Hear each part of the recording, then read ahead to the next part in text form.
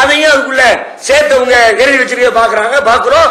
அதுவும் குர்ஆனுடைய தொகுப்பில் நபிகள் நாயகத்துடைய போதனைகளில் உஸ்மான் அவர்கள் நமக்கு தொகுத்து தந்த அந்த பிரதிகளில் இல்லாத ஒன்றை பிற்காலத்தவர்கள் செய்திருக்கிற வேலைகள் என்பதை நாம புரிந்து கொள்ள வேண்டும்.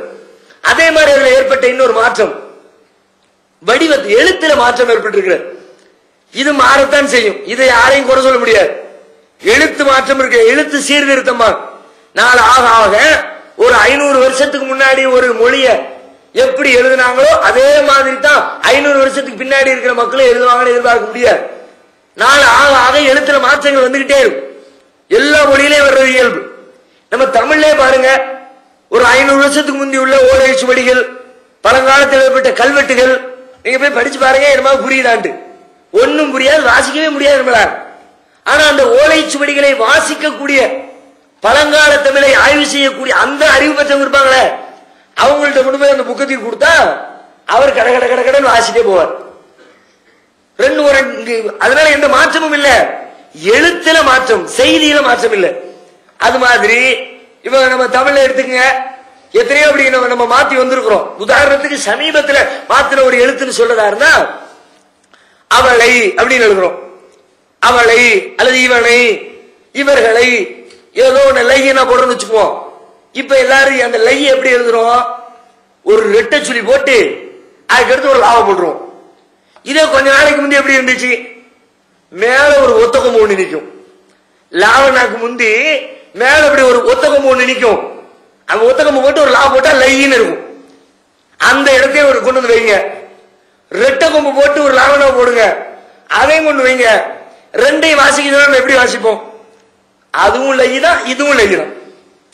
எழுத்துனா மாறி இருக்குது, ஓசை மாறல. குர்ஆன் எழுத்து வடிவத்தில் உள்ளதா, ஓசை வடிவத்தில் உள்ளதா? குர்ஆன் என்பது ஓதுவது. இப்ப எழுத்து எப்படி வச்சுட்டு போ, செய்தி மாறுதா? மாறல. அன்னைக்கு உள்ளதுக்கு இன்னைக்கு உள்ளதுக்கு அப்படி எழுத்துல நிறைய வித்தியாசம் வந்துருக்கு. அன்னைக்கு உள்ளது எடுத்து பார்த்தா உஸ்மான் எழுதி வச்ச தொகுப்பு இருக்குமே, அதை நான் எடுத்து பார்த்தேன், படிச்சு பார்த்தேன். அதுல உள்ள பிரதியில ஒண்ணு, ஆனா ஒரிஜினல் பார்க்கல, காப்பி டூப்ளிகேட்ட பார்த்தா ஒண்ணுமே விளங்கல, ஒண்ணும் புரியல. அந்த இப்போ அதே வசனத்துக்கு இப்ப இருக்கிற டெக்ஸ்டை வச்சுக்கிட்டு ஏதாவது கம்பேர் பண்ணி நமக்கு புரியுதான்னு பாப்போம்னு ட்ரை பண்ணா ஒண்ணும் புரிய மாட்டேங்குது, அவ்வளவு மாறி இருக்கு. ஆனா அதை வாசிக்க தெரிஞ்ச ஆளு கொண்டு போய் கொடுத்து அதையும் வாசி, இப்ப இருக்கிற இந்த இதையும் வாசி அப்படின்னா ரெண்டையும் ஒரே மாதிரி அவர் வாசிக்கார். நமக்கு வாசிக்க தெரியவில்லையே ஒழிய அது எந்த செய்தியிலும் கூட்டப்படவில்லை, எதுவும் குறையல, எதுவும் மாறிடல, எந்த ஓசையும் வித்தியாசப்பட்டுல. அப்ப உள்ளதுல எந்த புள்ளியுமே கிடையாது. அப்ப உள்ள அந்த எழுத்துல இப்போ சில கிராமங்கள்ல போய் பாத்தீங்கன்னா தெரியும், நம்ம முஸ்லிம் கிராமங்கள்ல பிள்ளைகளுக்கு பாடம் சொல்லி கொடுப்பாங்க, இன்னைக்கு சொல்லி கொடுத்துட்டு இருக்கிறாங்க. பேய்க்கு கீழே ஒரு நுக்குத்தா அப்படிம்பாங்க, புள்ளி இருக்குல்ல அது சொல்லி கொடுப்பாங்க. தேய்க்கு மேல 2 நுக்குத்தா, பேன்னு சொன்னா கீழே ஒரு புள்ளி இருக்கணும், தேன்னு சொன்னா மேல 2 புள்ளி இருக்கணும், சேன்னு சொன்னா மேல 3 புள்ளி, இப்படி எல்லாம் மனப்பாடம் பண்ணி சொல்லி கொடுங்க. அப்படி சொல்லி தந்தாங்க. அப்ப உள்ளதுல அந்த நுக்குத்தாவே கிடையாது, புள்ளியே கிடையாது. பேயா ஒரு சட்டி மாதிரி இருக்கும், தே அடுத்து ஒரு சட்டி இருக்கும், சே அதுக்கு அடுத்து ஒரு சட்டி இருக்கும். வட்ட வட்டமா வட்ட வட்டமா இருக்கு. நமக்கு பார்த்தா ஒண்ணு புரிய மாட்டேங்குது, என்னடா எல்லாம் ஒரே மாதிரி இருக்கு, அப்படியே ஜாங்கிரிய பிச்சு போட்ட மாதிரி இருக்குமா. இந்த தெலுங்கு அதெல்லாம் பாத்துட்டா, தெலுங்கு பாருங்க நீங்க, ரவுண்ட் ரவுண்டா ரவுண்ட் ரவுண்டா ரவுண்ட் ரவுண்டா இருக்கணும். தெலுங்கு தெரியாது, தெரிஞ்சவன் படிச்சு போடுறான், தெரிஞ்சவங்க பார்த்தா அப்படியே வட்ட வட்டமா வட்ட வட்டமா இருக்கு. என்னடா இது இப்படி இருக்குது அப்படின்னு நினைக்கிறோம். அப்படித்தான் நமக்கு இருக்குது.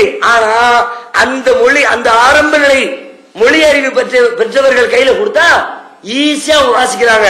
நம்ம இன்னைக்கு குர்ஆனை அலும் சூரா எடுத்து கொடுத்து வாசிக்க சொன்னா எப்படி இதை பார்த்துக்கிட்டு அல்ஹம்துலில்லாஹி ரப்பில் ஆலமீன் வாசிக்கிறோமோ, சட்டி சட்டியா இருக்கிற அந்த அரபி எழுத்தை எடுத்துக்கிட்டு அவரும் அல்ஹம்துலில்லாஹி ரப்பில் ஆலமீன்ங்கிறார். நம்ம இதை பார்த்துக்கிட்டு அர் ரஹ்மான் ரஹீம்ங்கிறோம், அவர் அதை பார்த்துக்கிட்டு அர் ரஹ்மான் ரஹீம்ங்கிறார். எதுவும் மாறல, ஒளியில மாறல, ஓசையில மாறல, செய்தி மாறல, எழுத்தினுடைய வடிவம் மாறி இருக்கிறது. பிற்காலத்தில் வந்து படிக்கணும், அது வேணும்னு செஞ்சது. ஏன் மத்த மொழி எல்லா பக்கமும் இஸ்லாம் பரவுது, மத்த நாட்டுக்காரனுக்கு ஒரே சட்டி சட்டியா போட்டுருந்தா ஒன்னும் புரிய மாட்டேங்குதுங்கண்ணா, ஏதாவது வித்தியாசப்படுத்தி கொடுப்போம், புள்ளி வச்சாங்க.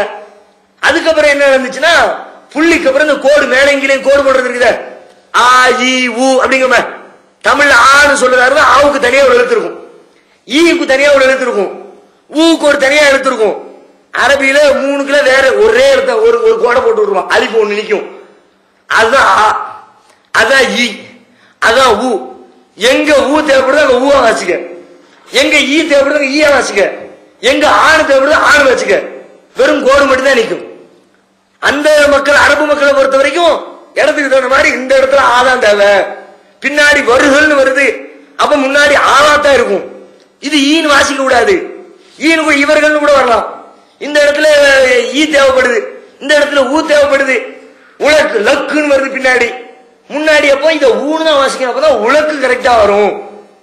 விளக்குமாறு லக்குமாறுன்னு வருது, இப்ப வீண் தான் வாசிக்கணும் இத என்று சொல்லி அந்த காலத்துல அந்த மொழி அறிவு படைத்தவர்கள் இன்னைக்கும் கூட அரபி மொழியை பொறுத்த வரைக்கும் அரபு நாட்டுல குர்ஆனை தவிர்த்து இருக்கிற மத்த நூல்களை எடுத்து பார்த்தீங்கன்னா அந்த ஆயி எதுவுமே இருக்காது. மேல இப்ப நம்ம குர்ஆன் எடுத்து பாருங்க, அலிஃபுக்கு மேல ஆவுக்கு ஒரு ஜபர் ஒன்று போட்டு வச்சிருப்போம், ஈன்னு சொல்லி ஒரு ஜேர் போட்டு வச்சிருப்போம், ஊன்னு சொல்லி ஒரு பேசு போட்டு வச்சிருப்போம். அது அன்றைக்கு இல்லை, இன்றைக்கும் அரபியர்களிடத்தில் பழக்கத்தில் இல்லை. வெளிநாட்டவர்கள் மொழி தெரியாதவர்கள் குர்ஆனை படிப்பதற்காக வேண்டி அந்த செட்டப்பையும் செய்து வைத்திருக்கிறார்கள். அதனாலேயும் குர்ஆன்ல இந்த மாற்றம் ஏற்படுறது, எழுத்திலே ஒரு சீர்திருத்தம் ஏற்பட்டிருக்கிறது. இதுதான் நம்ம குர்ஆன் சம்பந்தமாக அத்தியாயம் வசனம் சஜிதா போடப்பட்டிருக்கிற சைடு எழுத்துக்கள் இதுவரைக்கும் இன்றைய காலம் வரைக்கும் வந்து நிற்கக்கூடிய மாற்றங்கள் இவ்வளவுதான். இன்னும் இதற்கு அடுத்து வேறு பல தகவல்களை திருமறை குர்ஆன் சம்பந்தமாக இன்ஷா அல்லாஹ் வரக்கூடிய நாட்களில் தொடர்ந்து நாம் அறிந்து கொள்வோம். திருக்குர்ஆன் தமிழாக்கம் பி ஜெய்னுலாபிதீன் வெளிவந்து விட்டது 8வது பதிப்பு.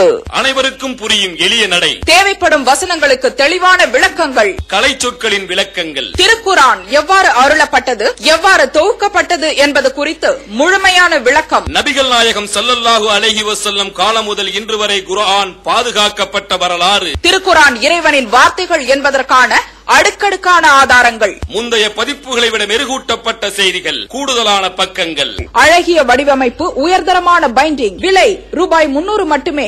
வெளியீடு மூன் பப்ளிகேஷன், நம்பர் 83/3, முதல் மாடி, மூர்தரு, மண்ணடி, சென்னை 1. போன் 65690810.